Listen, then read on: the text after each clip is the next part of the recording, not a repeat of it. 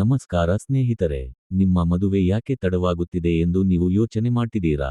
ಒಳ್ಳೆಯ ಕೆಲಸ ಇದ್ದರೂ, ಕುಟುಂಬ ಸರಿ ಇದ್ದರೂ, ಸಂಬಂಧಗಳು ಕೈಗೂಡುತ್ತಿಲ್ಲ ಅಂದ್ರೆ ಅದಕ್ಕೆ ಜ್ಯೋತಿಷ್ಯ ಕಾರಣಗಳು ಇರಬಹುದು.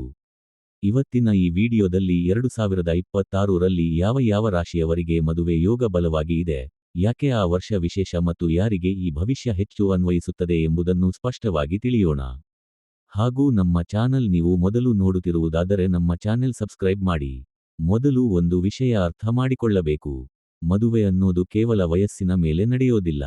ಗುರು ಗ್ರಹ, ಶುಕ್ರ ಗ್ರಹ ಮತ್ತು 7ನೇ ಭಾವ ಬಲವಾದಾಗ ಮಾತ್ರ ವಿವಾಹ ಯೋಗ ಫಲ ಕೊಡುತ್ತದೆ. 2026ರಲ್ಲಿ ಈ 3 ಅಂಶಗಳು ಕೆಲವು ರಾಶಿಗಳಿಗೆ ಬಹಳ ಅನುಕೂಲಕರವಾಗಿ ಕೆಲಸ ಮಾಡುತ್ತವೆ. ಅದಕ್ಕಾಗಿಯೇ ಈ ವರ್ಷ ಮದುವೆ ತಡವಾದವರಿಗೆ ವಿಶೇಷವಾಗಿದೆ.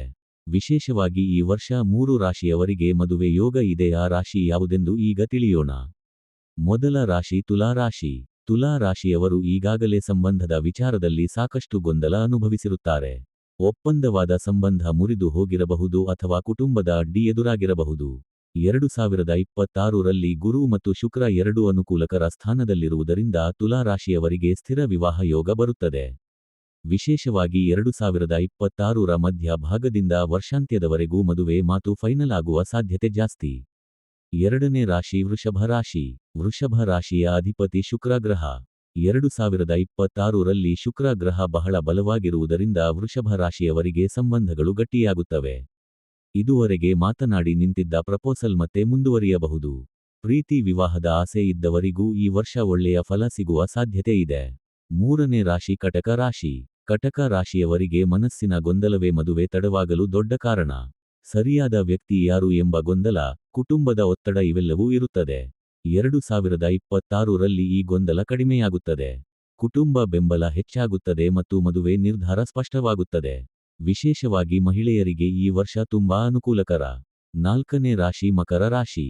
ಮಕರ ರಾಶಿಯವರು ಜವಾಬ್ದಾರಿಯಲ್ಲಿ ಮುಳುಗಿ ವೈಯಕ್ತಿಕ ಜೀವನವನ್ನು ಹಿಂದೆ ಹಾಕಿರುತ್ತಾರೆ.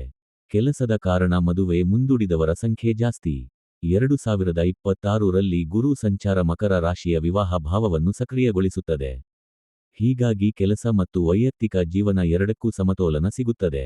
ಮದುವೆ ಮಾತು ಸುಲಭವಾಗಿ ಕೈಗೂಡುವ ವರ್ಷ ಇದು. ಇನ್ನೊಂದು ಮುಖ್ಯ ವಿಷಯ, 2026 ಹೆಚ್ಚು ಲಾಭವಾಗೋರು ಯಾರು ಅಂದ್ರೆ 28 ವರ್ಷಕ್ಕಿಂತ ಮೇಲ್ಪಟ್ಟವರು, 2 ಅಥವಾ 3 ಬಾರಿ ಸಂಬಂಧ ಮುರಿದವರು, ಕುಂಡಲಿಯಲ್ಲಿ ಮದುವೆ ಯೋಗ ಇದ್ದರೂ ತಡವಾದವರು. ಇವರಿಗೆ ಈ ವರ್ಷ ಸಮಯದ ಸಹಾಯ ಸಿಗುತ್ತದೆ. ಒಂದು ಮಾತು ನೆನಪಿಟ್ಟುಕೊಳ್ಳಬೇಕು, ಮದುವೆ ಯೋಗ ಇದ್ದರೆ ಅದು ಖಂಡಿತ ಫಲ ಕೊಡುತ್ತದೆ, ಆದರೆ ಸರಿಯಾದ ಸಮಯದಲ್ಲಿ ಮಾತ್ರ. ಆತುರ ಮಾಡಿದರೆ ಅಥವಾ ನಿರಾಶೆಗೆ ಒಳಗಾದರೆ ಆ ಸಮಯ ಇನ್ನಷ್ಟು ತಡವಾಗಬಹುದು.